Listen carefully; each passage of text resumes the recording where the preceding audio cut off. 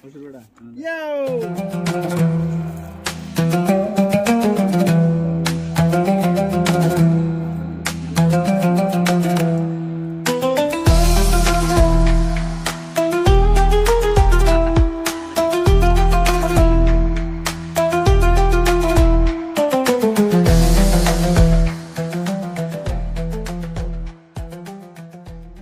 বন্ধুরা ফাইনালি আমরা স্টার্ট করছি, আপনারা তো থাম্বনেল দেখে বুঝতে পারছেন। তো এখন ফার্স্ট চাকু দাঁড় করা হচ্ছে, তার উপরে আমরা মাছটা ছিলিয়ে নেব। আর মাছটা হলো বোকা মাছ, ঠিক আছে ভাই।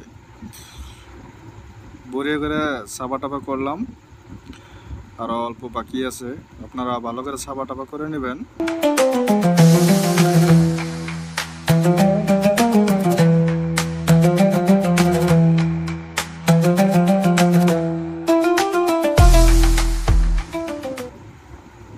আর মাছটা ফাইনালি একদম চকাচক ঝাঁকাঝাক হয়ে গেছে। এখন আমরা মাছটা ধুয়ে দেব।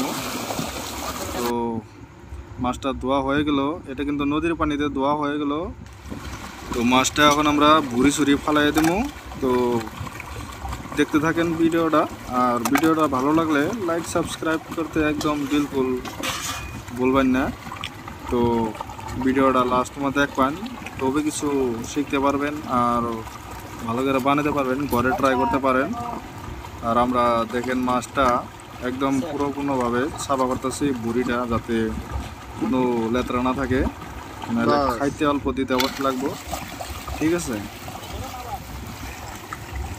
আর এখানে একজন দেখেন মাছটা, মাছের ভুড়ি যত ফটকা মটকা আছে সব সেঙ্গা দেয়।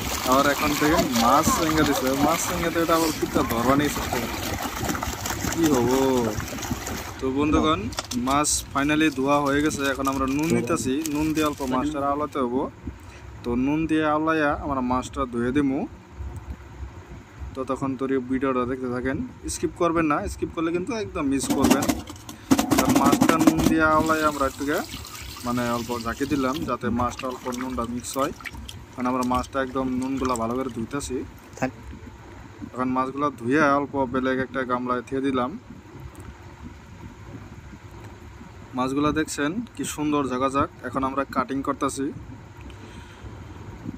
কাটিংগুলা আমরা যেভাবে মারতেছি আপনারা একটু অন্য ডিজাইনও করতে পারেন, আমরা কিন্তু সিম্পল একটা ডিজাইন নিছি। আর মাছগুলা কাটা করে নেবেন। কারণ আমরা কিছু পাউডার মিক্স করতেছি, এগুলা পাই যাবেন, আমরা ফটো দেখাই দিছি। পরে নিমক দিয়া সয়াবিন তেল দিয়ে আমরা এটা মিক্স করুম। তো আপনারা একই সিস্টেমে এইগুলো বস্তু করবেন। ফাইনালি আমাকে যোনটা মশলা হয়ে গেছে চাকাচাক। এখন আমরা মাছের মধ্যে এই মশলাটা দিমু, দিয়ে নিয়ে একদম মাছটারে সুন্দরভাবে মশলাগুলো ঢোকাই দিমু, তারপরে এটা ফ্রাই করব। তো মাছটা যদি আমরা ভালো করে মশলা দিয়ে না করি, তাহলে কিন্তু মশলাগুলো না ঢুকলে মাছটা টেস্টি হবো না, কোনো স্বাদ হবো না, মতলব বাংলা ভাষায় স্বাদ বলে। তো মাছটা স্বাদ না হলে কিন্তু খাইতে অল্প দ্বিধাবোধ লাগবেই। এখন আমরা এই মাছগুলো একদম পরিপূর্ণভাবে সবকটা মাছ দেখতে পাচ্ছেন, কি একটা আজব দেখতে ভাই, কি সুন্দর বোকা মাছ। এই মাছগুলা এত সুন্দর করে মশলা দিছি, দেখতেই অসাধারণ। তো আমাকে টিমমেট এখন খড়ি আনতেছে, খড়ি অলরেডি কিছু জমা হয়ে গেছে। তো কোনো জায়গায় যদি যান আপনারা খড়িগুলা জোগাড় করতে পারেন, টেনশন নাই। আরও খড়ি অল্প কষ্ট হবো। এখন আমরা ফাইনালি চুলাতে আগুন ধরামো। তো চুলাতে আগুন না ধরলে তো রান্না হবো না না।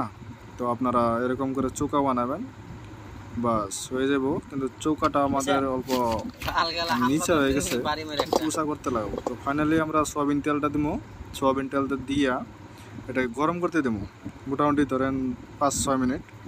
তো গরম ভালো করে হইলে আমরা মাছটা ফ্রাই করতে পারো। তো ফাইনালি আমাকে তেলটা গরম হয়ে গেছে, এখন আমরা মাছটা দিয়ে দিলাম। এরকম করে আপনারা মাছটা দেবেন। এখন আমরা নেক্সট একটা মাছ দিয়ে দিলাম, একটা মাছ দিলে মানে জায়গা অল্প বেশি রয়ে গেছে, তো আরেকটা মাছ দিয়ে দিলাম। 2টা মাছ একলগে হইব। এরকম করে আমরা 4টা মাছ একদম ফ্রাই করে দিয়ে দিলাম। তো আপনারা যে কটায় মাছ নেন এটা সিস্টেমেই করবেন, ঠিক আছে।